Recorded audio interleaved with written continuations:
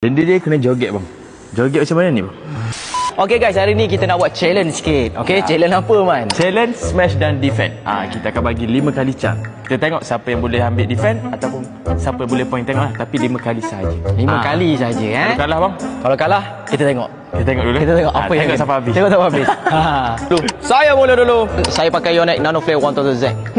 Kita tengok berapa kali dia punya defend. Okay, ready bang? Oh.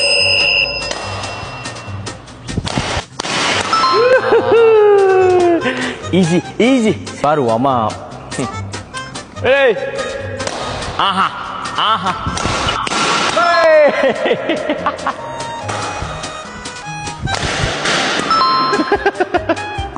Easy guys, memang easy. Bola ni slow. Slow pula.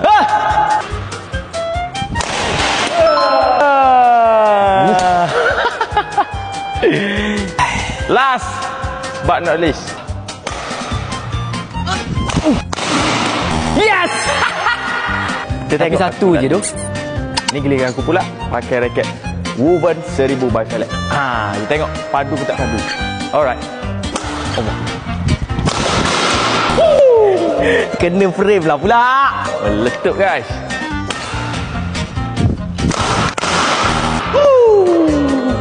Aduh.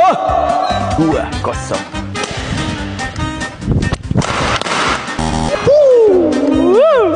Ni raket kopi ni.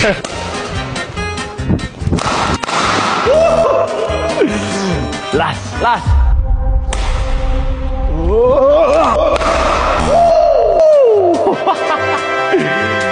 Yeah.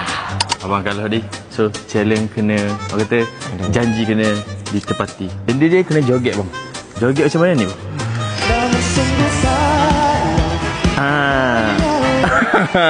Abang kena joget macam ni. Macam mana dah kalah So kena ditepati lah bang. Ni nampak tak? Ada 1, 2, 3. Abang kena lekuk-lekuk macam. Ni lekuk? Macam ular.